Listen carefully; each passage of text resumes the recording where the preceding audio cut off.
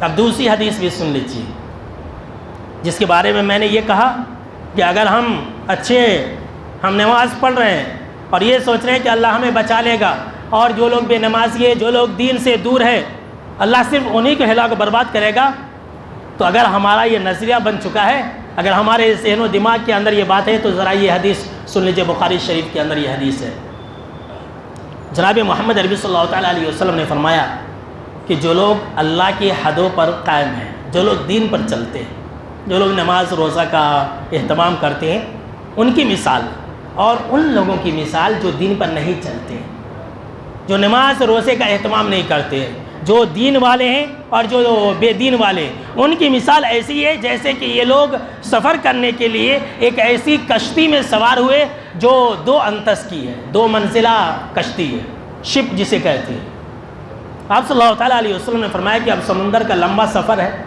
وہ کشتی 2 منزلہ ہے۔ ان لوگوں نے نام اچھالا، چیٹی اچھالا، قرآن اندازی کہتے ہیں اسے اردو میں۔ ان لوگوں نے نام نکالا، چیٹی نکالی، تو کچھ لوگ اوپر، کچھ لوگ نیچے، کچھ لوگ نچلی منزل میں، کچھ لوگ کشتی کی اوپری منزل میں۔ اب جو لوگ نیچے ہیں، مثال کتنی اعلیٰ ہے سن لیجیے۔ کہا جناب محمد عربی صلی اللہ تعالیٰ علیہ وسلم نے، اب جو لوگ نیچے ہیں ان کو پانی لینے کی ضرورت پڑتی ہے، ضرورت وغیرہ سے فارغ ہونے کے لیے، کچھ دھونے کے لیے، نہانے کے لیے، تو جو لوگ نیچے ہیں وہ پانی لینے کے لیے اوپر آتے ہیں، اوپری منزل میں آتے ہیں، بکٹ سے پانی لیتے ہیں، سمندر سے پانی لیتے ہیں۔ اب وہ بار بار جب پانی لینے کے لیے آتے ہیں تو اوپر والوں کو تکلیف ہوتی ہے، جو لوگ اوپر ہیں، کشتی کے اوپری منزل پر ہے، ان کو تکلیف ہوتی ہے، یہ لوگ بس بس کر رہے ہیں، جب دیکھو پانی لینے کے لیے آتے رہتے۔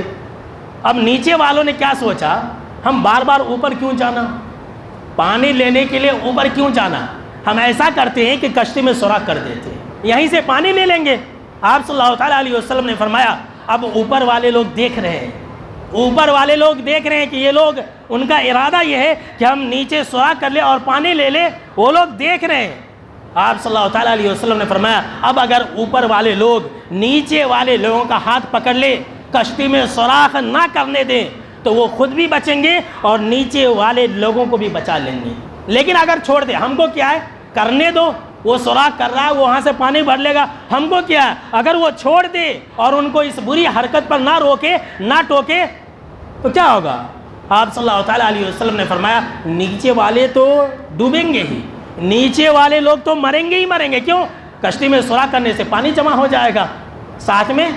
اوپر والے بھی مریں گے۔ کیا اوپر والے بچیں گے؟